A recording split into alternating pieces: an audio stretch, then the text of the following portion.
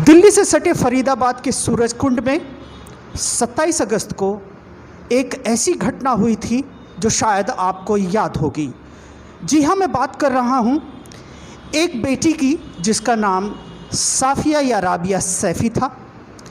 सूरजकुंड में उस बेटी की हत्या कर दी जाती है। उसके शरीर पर 50 चाकुओं के निशान हैं। उसके स्तनों को काट दिया जाता है और ये साक्ष्य भी मिलते हैं कि उसके साथ दुष्कर्म हुआ है और दुष्कर्म तकरीबन 4 लोगों ने किया है। एक सामूहिक बलात्कार किया गया और बेरहमी से राबिया सैफ़ी की हत्या कर दी गई। राबिया सैफ़ी की ये हत्या ऐसे वक्त हुई जब वो दिल्ली पुलिस में सिविल डिफेंस में ज्वाइन किया था। उसने 4 महीने हो चुके थे और ऐसा कहा जाता है उसके ही एक सहयोगी उसको फरीदाबाद ले गए। वहाँ जाकर उसके साथ ये घटना हो गई। इस घटना के बाद क्या हुआ पूरा देश जानता है। इसमें कुछ चीज़ें ऐसी हुई जो सरकार, पुलिस और प्रशासन पे एक प्रश्न चिन्ह लगाता है। जिस प्रकार से पिछले 1 महीने से इस घटनाक्रम पर सरकार का, पुलिस का और प्रशासन का रवैया रहा, उससे लोगों में काफ़ी रोष है। लोग इसका विरोध कर रहे हैं कि उसके जो भी कातिल हैं, जो भी बलात्कारी हैं, उनको जल्द से जल्द सज़ा मिले। लेकिन पुलिस की तरफ से इतना ढिलमुल रवैया अपनाया गया कि आज तक कोई बात ऐसी नहीं पता चली जिससे ये साबित हो कि राबिया को इंसाफ दिलाने की कोशिशें हो रही हैं। मैं आपको बताता चलूँ, राबिया सैफ़ी रहने वाली संगम विहार दिल्ली की थी। 4 महीने पहले उसको नौकरी मिली थी। घर में खुशी का माहौल था। उसके माँ बाप बहुत खुश थे कि बेटी सिविल डिफेंस दिल्ली पुलिस में नौकरी कर रही है, अब उनके अच्छे दिन आएंगे। बेटियां जिस तरीके से पढ़कर आगे बढ़ रही हैं, परिवार का सहारा बन रही हैं, लोगों का इसमें विश्वास बढ़ने लगा था। लेकिन ये विश्वास कब तक कायम रहेगा? ऐसी घटनाएं जब तक होती रहेंगी, कौन माँ बाप अपनी बेटियों को नौकरी के लिए भेजेंगे, आगे शिक्षा के लिए भेजेंगे? इसी क्रम में हमने देखा किस प्रकार से राबिया सैफ़ी का एक सहयोगी जिसका नाम निज़ामुद्दीन है, वो थाने पहुंचता है और इस जुर्म को कबूल करता है। लेकिन इस जुर्म को कबूल करने के पीछे भी बहुत से राज हैं जिनको खुलना बाकी है और शायद इसी को ढकने की कोशिश पुलिस, दिल्ली की सरकार एवं केंद्र की सरकार कर रही है। ये मेरा कहना नहीं, ये लोगों का और राबिया के घर वालों का कहना है कि पुलिस मामले को दबाने की कोशिश कर रही है। ऐसी घटनाएं होती हैं तो पूरे देश में इसका विरोध होता है, प्रदर्शन होते हैं। इसी कड़ी में प्रयागराज में 8 सितंबर को अटाले चौराहे पर कुछ संगठनों ने इसका विरोध प्रदर्शन किया, सरकार को मेमोरेंडम दिया। उस मेमोरेंडम में क्या है मैं बताता रहूँगा आपको, लेकिन उससे पहले आपको बताता चलूँ कि अटाले चौराहे पर जो संस्थाएं मौजूद थीं उनमें प्रमुख रूप से AISA, All India Students Association, Disha छात्र संगठन, Democratic Youth Federation of India, SFI, SIQ, AIDWA, स्त्री अधिकार संगठन, स्त्री मुक्ति लीग, अधिवक्ता मंच, स्त्री मुक्ति लीग की निशु, फ्रेटर्निटी मूवमेंट की सरा सिद्दीकी, सीमा आज़ाद, सबीहा मोहानी, C2 के अविनाश मिश्रा, एडवोकेट सईद राजवेंद्र, दिशा के प्रसेन, ICM के सोनी आज़ाद, आयशा के मनीष मेमोरेंडम दिए और इन्होंने अपनी बातें भी रखी और इस लोमहर्षक घटना पर अपना रोष व्यक्त किया। हालांकि पुलिस प्रशासन मुस्तैद था, इस प्रदर्शन को ख़त्म करने की कोशिश में लगा हुआ था, लेकिन आपको हम दिखाएंगे कि इस लोमहर्षक घटना पर लोगों में कितना रोष है। हम आपको दिखाएंगे किस तरीके से विभिन्न संगठन के लोगों ने अपनी बात रखी।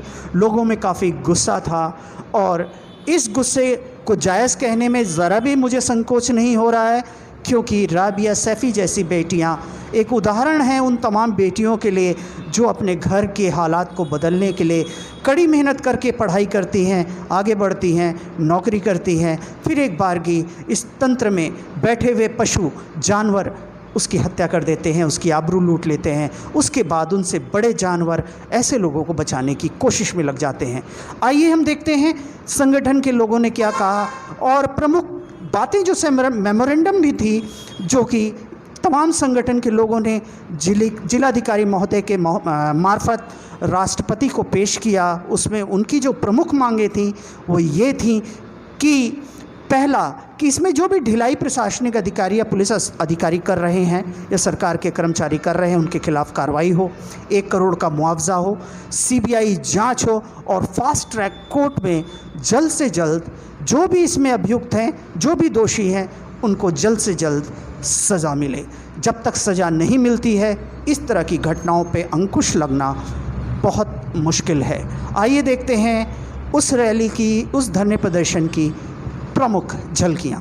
राबिया के 50 जगहों पे घोप करके हत्या कर दी गई है, उसका बर्बर तरीके से रेप किया गया है। हम लोग उसको इंसाफ दिलाने के लिए यहाँ पे इकट्ठे हुए हैं और हमारी मांग है कि जो भी इसके दोषी हैं उनको कड़ी से कड़ी सख्त सज़ा दी जाए, उनको सबसे पहले गिरफ्तार किया जाए, सज़ा दी जाए। और दूसरी बात है कि उस तमाम सारे मामले की एक उच्च स्तर की कमेटी से जांच की जाए ताकि सारा का सारा मामला सामने आ सके। तो हम लोग राबिया को इंसाफ दिलाने के लिए यहाँ पर इकट्ठे हुए। तो आज आप लोग ने क्या किया? हम लोगों ने यहाँ पर बस शांतिपूर्वक हम लोगों ने तो तय किया था यहाँ पे प्रदर्शन करने का, लेकिन प्रशासन अनावश्यक इस मामले को इतना तूल दे करके यहाँ पे इतनी भयंकर फोर्स इकट्ठा कर दी।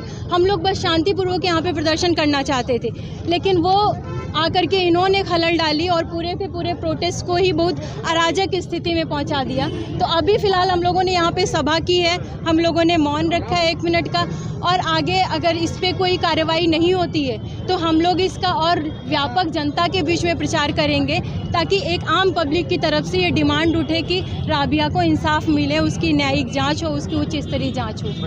मैं निशु हूँ, स्त्री मुक्ति लीग से। पूरा मामला ये है कि अभी हफ्ता भर पहले हमारी एक बेटी 19-20 साल की बेटी जो सिविल डिफेंस में थी, उसकी बर्बर हत्या हो जाती है, उसकी गर्दन काट के और उसके दोनों स्तन काट के 50 जगह चाकुओं से गोद के उसकी हत्या कर दी, नृशंस हत्या कर दी जाती है और 4 लोग उसका बलात्कार करते हैं। लेकिन मामले को दबाने के लिए चाहे वो केंद्र सरकार हो और चाहे वो राज्य सरकार दिल्ली हो, अरविंद केजरीवाल की सरकार हो, मामले को दबा दिया। ना तो मेहरा साहब की जांच हुई, ना नेहा की हुई, ना ज्योति जो सिपाही थी जिसने यह बताया था कि मेहरा साहब के साथ पुलिस पूछताछ के लिए ले गई है। मामले को दबाया जा रहा है, मामले को दबा के और उसके घर को छावनी बना दिया गया, राबिया के घर को। हम लोग चाहते हैं कि उस मासूम बच्ची के जो हत्यारे हैं उनको सजा हो और वो लोग जो लोगों को, अपने अधिकारियों को बचाना चाह रहे हैं, उन लोगों को भी सजा हो और एक कमेटी बने और सीबीआई जांच हो और दूध का दूध, पानी का पानी हो। क्या परिचय? मैं सबिहा मोहनी, सोशल एक्टिविस्ट। आप लोग यहाँ पर कैसे आए?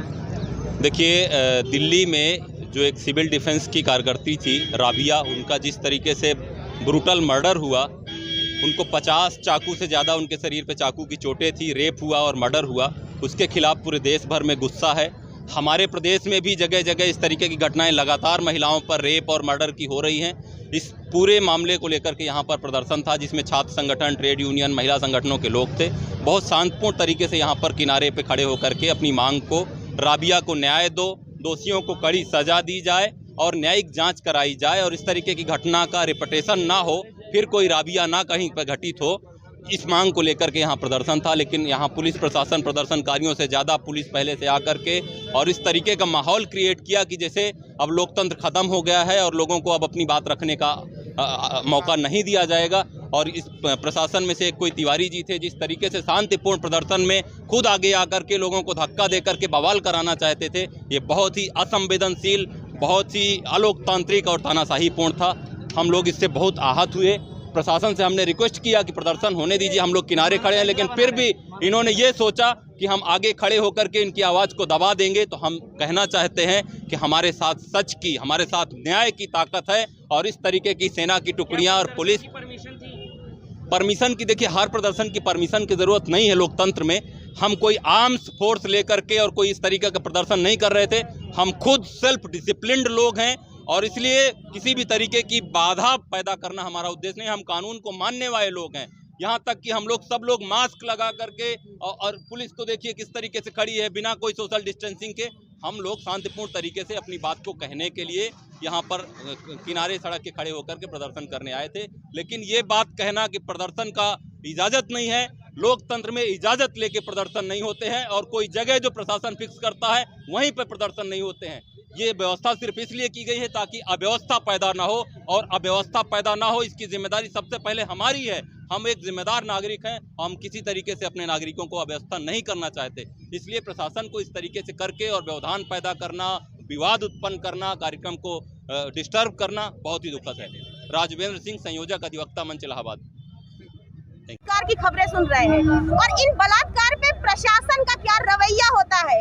एफआईआर लिखना वो जरूरी नहीं समझते, और अगर एफआईआर कहीं लिख लेते हैं जोर जबरदस्ती करवाने के बाद, तो वो लीपा पोती के नाम पे घर के ही लोगों को उठा लेते हैं, यहाँ तक कि पीड़ित के परिवार का ही दमन करना शुरू कर देते हैं। ये प्रशासन का रवैया हो रहा है बलात्कार के खिलाफ। जिस देश में नारे लगते हैं बेटी बचाओ बेटी पढ़ाओ, उस देश में सबसे ज्यादा हिंसाएं होती हैं औरतों के खिलाफ, और ये लगातार आंकड़ा बढ़ता ही जा रहा है। क्या आसिफा, क्या निर्भया, क्या हाथरस का केस बढ़ते ही जा रहे। ये जो केस है हमारा राबिया का, इसमें उसको उसके कार्यस्थल से उठा करके ले जाया जाता है। क्या इसके लिए कोई जिम्मेदार नहीं होगा? उसके कार्यस्थल से उसको उठा करके किडनैप किया जा रहा है 27 तारीख को, और उसके बाद उसकी 50 जगह से कटी हुई लाश, जो कि बलात्कार, सामूहिक बलात्कार के पूरे निशानों के साथ मिली, उसके बाद भी प्रशासन की तरफ से कोई कार्रवाई नहीं, और लीपा पोती के नाम पे उसी के किसी जानकार दोस्त को उठा करके रख देना और फिर सारा का सारा केस को डाइवर्ट कर देना कि उसके पति ने उसके खिलाफ हिंसा की, उसके पति ने उसकी हत्या की या बलात्कार करवाया। प्रशासन अपने पल्ला हर वक्त झाड़ने की कोशिश करती है इन सब कामों में। जिस देश में हम हर दिन नारे लगा रहे हैं बेटी बचाओ बेटी पढ़ाओ, ये सिर्फ और सिर्फ कागजों पर और जुमलों तक ही सीमित क्यों रह रहा है? क्यों नहीं हम इसको कानूनी तौर पे लागू करते? क्यों नहीं हम सारे के सारे शैक्षणिक संस्थानों पे और सारे ही कार्यस्थलों पे इस चीज का वो करते हैं कि हम लड़कियों को उनकी सुरक्षा कैसे प्रदान की जाए, उनको कैसे ज्यादा से ज्यादा सुरक्षा मुहैया कराए। और जब ऐसे केसेस आते हैं तो क्यों एक समाज उन्हीं क्या कहते हैं निर्मम हत्यारों के साथ खड़ा हो जाता है? क्यों नहीं कोई आवाज उठाने आता? अगर हम आवाज नहीं उठाएंगे, हम एक दूसरे की आवाज नहीं बनेंगे तो कौन बनेगा? हर बार यही हो रहा है, लगातार होता ही चला आ रहा है। तो इन सारी बर्बरता के ऊपर अंकुश कब लगाया जाएगा? या तो आप अंकुश लगाने के लिए प्रक्रिया शुरू कीजिए, या तो ये अपना बेटी बचाओ बेटी पढ़ाओ का नारा, ये जुमला जो है इसको बिल्कुल से आप बंद कर दीजिए।